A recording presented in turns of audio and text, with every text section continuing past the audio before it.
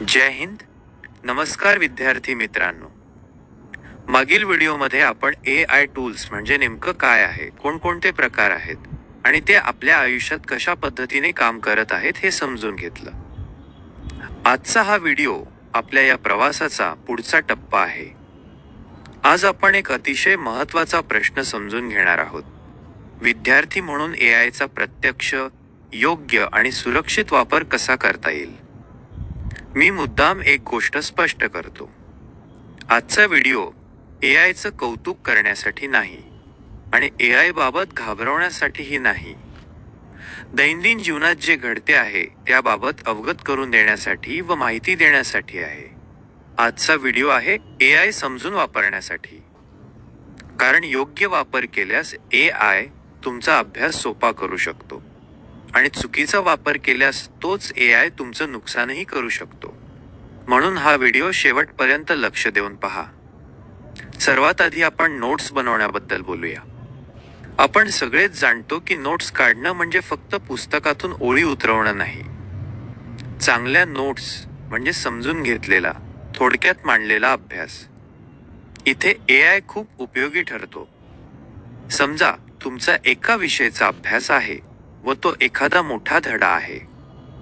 जसं इतिहासाचा एखादा धडा आहे, सायन्समधील एखादा टॉपिक किंवा इकॉनॉमिक्समधील एखादी संकल्पना. तुम्ही AIला सरळ सांगू शकता, हा विषय सोप्या भाषेत समजावून सांग. किंवा विद्यार्थी परीक्षेच्या दृष्टीने नोट्स तयार कर. AI तुम्हाला मुद्देसूद समजण्यासारखी माहिती देतो. पण इथे एक गोष्ट लक्षात ठेवा, त्या नोट्स अंतिम सत्य नसतात. AI चुकू शकतो. थोडं तपासून नंतरच त्याचा आपल्या अभ्यासात वापर करावा. मी व स्वतः AI देखील सांगत असते किंवा AI चुकू शकतो. त्या फक्त एक बेस असतो. तो बेस तुम्हाला स्वतः वाचून, तपासून, सुधारून वापरायचा असतो. मी स्वतः अनेकदा असं करतो.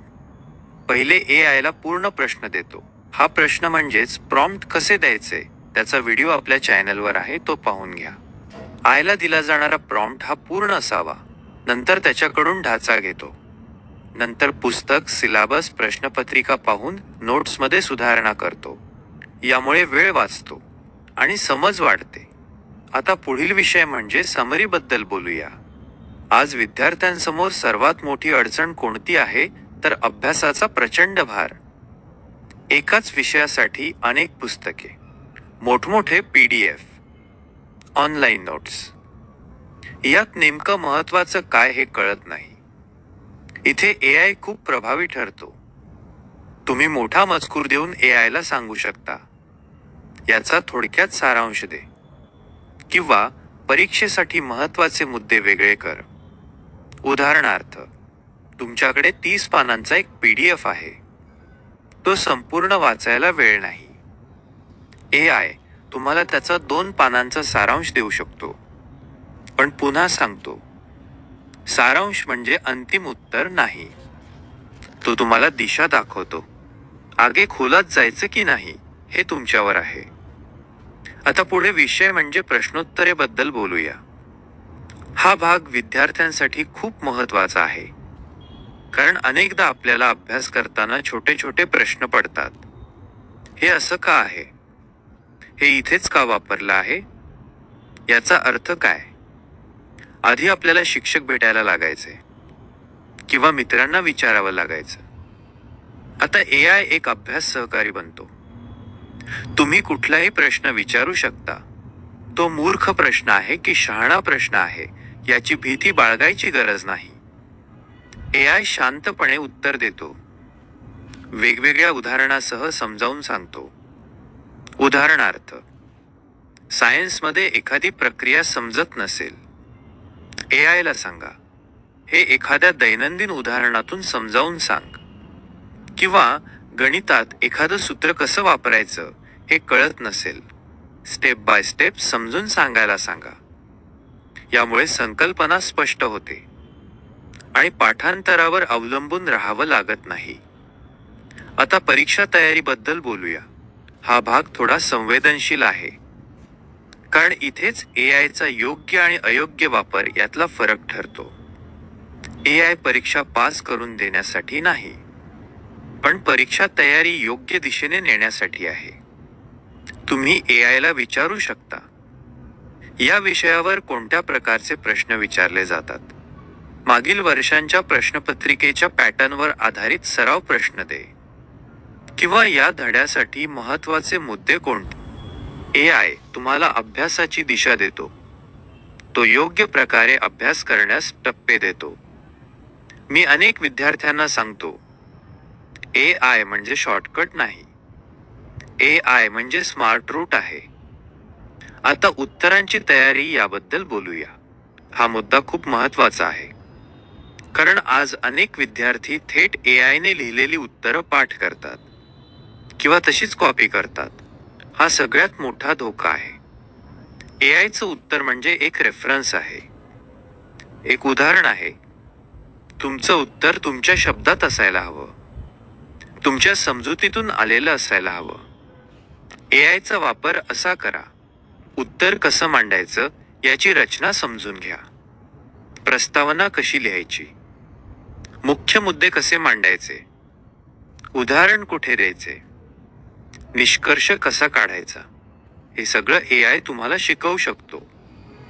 पण लिहायचं तुम्हालाच आहे, कारण परीक्षेत तुमचं लेखन तपासलं जातं, AIचं नाही. आता प्रोजेक्टसाठी AIचा वापर कसा करता येईल हे पाहूया.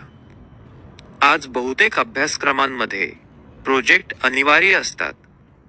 विषय निवडणे, माहिती गोळा करणं, रिपोर्ट लिहिणे, प्रेझेंटेशन बनवणे, या सगळ्या टप्प्यांमध्ये AI मदत करू शकतो. तुम्ही AI ला सांगू शकता, या विषयावर प्रोजेक्टसाठी महत्त्वाचे मुद्दे कोणते, या टॉपिकसाठी डेटा कुठून मिळेल, या प्रोजेक्टसाठी इंट्रोडक्शन कसं लिहावं, इमेजेस, उदाहरणं, केस स्टडीज याबाबत सुद्धा AI मार्गदर्शन करू शकतो. पण पुन्हा तीच गोष्ट, प्रोजेक्ट म्हणजे तुमचं काम, AI म्हणजे सहाय्यक. तो तुमच्या जागी काम करणार नाही आणि करूही नये. आता आपण थोडं गंभीर विषयाकडे वळूया. धोके, AIचे धोके. सगळ्यात पहिला धोका म्हणजे कॉपी पेस्ट संस्कृती. AI ने दिलेला मजकूर तसाच वापरणं. यामुळे तुमची सर्जनशीलता परिणाम होतो. तुमचा विचार करण्याचा वेग कमी होऊ शकतो. आणि सर्वात महत्त्वाचं म्हणजे तुम्ही शिकण्यासाठी कंटाळा करता. दुसरा धोका म्हणजे पूर्ण अवलंबित्व. एखादी छोटी गोष्ट सुद्धा स्वतः विचारायची सवय राहत नाही. थोडं कठीण वाटलं की लगेच AI. हे दीर्घकाळात खूप घातक आहे, कारण आयुष्यात सगळ्या प्रश्नांची उत्तरं रेडीमेड नसतात. तिसरा धोका म्हणजे चुकीची माहिती. AI कधी-कधी आत्मविश्वासाने चुकीची माहिती देतो. याबाबत मी मागील व्हिडिओमध्ये देखील सविस्तर सांगितले आहे. जर तुम्ही AI ने दिलेले उत्तर 2 वेळा तपासून पहा. जर तुम्ही ती तपासली नाही, तर तीच चूक तुमच्या उत्तरात येते. म्हणून AI ने दिलेली माहिती नेहमी पुस्तक, शिक्षक किंवा विश्वासार्ह स्रोतांशी तपासा. आता शेवटी एक महत्त्वाची गोष्ट सांगतो. AI हा शिक्षक नाही. AI हा परीक्षक नाही. AI हा तुमचा पर्याय नाही. AI हा तुमचा टूल आहे. जसा कॅल्क्युलेटर आहे, जसा इंटरनेट आहे, जसा संगणक आहे.